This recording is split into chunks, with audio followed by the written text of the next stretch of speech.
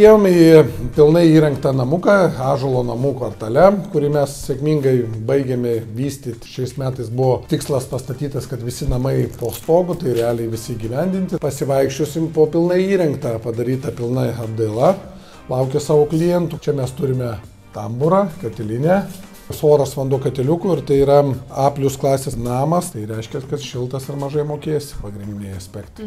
Yra atlikti sandarumo testai, viskas, kad namas sandarus. Čia yra salionas su svetainė, ten numatyta virtuvės kampas, kaip pavyzdys, o čia jau svetainė zona, čia išėjimas į terasą. Ir 3 miegamieji pašvietimai padaryti, pro virtuvės langą žeriukas. Čia paplanuota, kad stalviršis gražiai sueis su virtuviniu. Šių laikų intencija, tas aukštumas, tai yra, žinai, kaip sakoma, statyboje geriau aukščiau negu žemiau, nes visas vanduo, visa drėgmė nuo tavęs. Atsiranda aukštingumas, nes laiptavimas, nes šitas mūsų kvartalas į kalną ir kiekvienas sklypas yra laiptuotai. Tai ta prasme, kaimynas žemesnis, jis automatų žemiau gaunasi. Čia kambarys su išėjimu, su atskiru galima pasidaryti išėjimą į vieną pusę. Užsakovas tokias plyteles pasirinko. Integruota santechnika, jau čia šiais laikais nieko nenustebinsi su jie iš esmės. Aš būčiau padariusi langą per visą sieną. Nu, langiukas, matai, tu kalbėjau apie individualų projektavimą iš esmės. Tai yra, jeigu nori kažką tai netipiško, tai tada pavadinkim jau pačiam reikia projektuotis.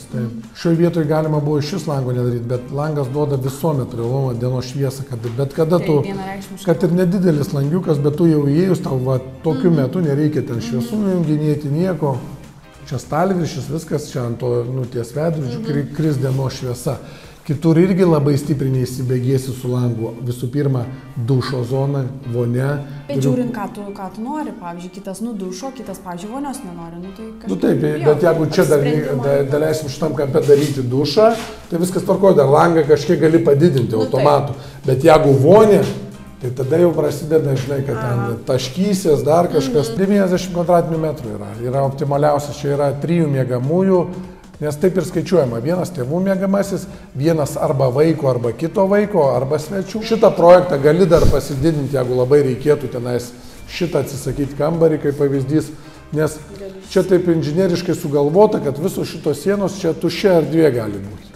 Ir tu ją gali persistumdyti. O čia yra mūsų sugalvota taip, kad išplanavimas toks tipinis. Čia visur grindinis šildymas, viskas čia jau šių laikų standartai, čia jau ne kažkoks tai stebuklas. Radiatoriai pamiršti reikėjo tokius dalykus.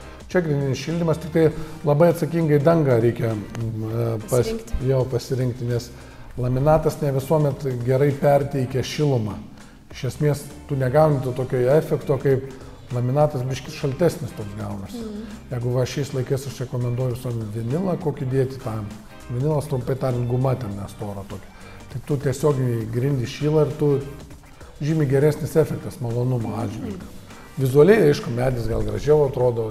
Einam, aš jums parodysiu, kaip atrodo erdvė, kuri neišplanuota. Nu va, kaip atrodo, realiai tu gali prisirišęs prie erdvės, gali persiplanuoti. Ir čia inžinieriškai labai geras sprendimas. Iš esmės, paėmus tą pačią erdvę, gali pasidaryti, kaip tau širdis norisi.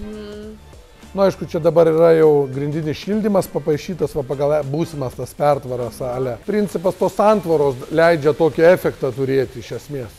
Šildymo sistema atsiranda jinai tada, kai dar pertvarų nieko nėra. Kai nėra pertvarų, tai erdvė didelė, ne? Kuo daugiau erdvės, tuo daugiau grindų plauti reikia. O kas nors, pavyzdžiui, deda tos, kur yra tie antialerginiai kažkiek tie kilimai? Tai gal deda, bet jau čia apdailinė medžiaga yra. Deda. Šiaip man asmeniškai žiauriai patinka, bent jau yra amerikonų stilius, kur jie sušauna kilimus. Ir jie ten vaikšto Amerikoje su batais, su viskuo, jie ten nesuka dėl to kilimo galvos. Atkreipkit viešbučius. Jo. Visur kilimai. Ir tu atėjęs su batais, nusimauni tuos batus, bet čia gal įpročio, gal čia mūsų tas toks dalykas ir šiaip klausimas, ar nepigus tas malonumas yra. Nes eksploatuoti viskas, aišku, visai kitaip.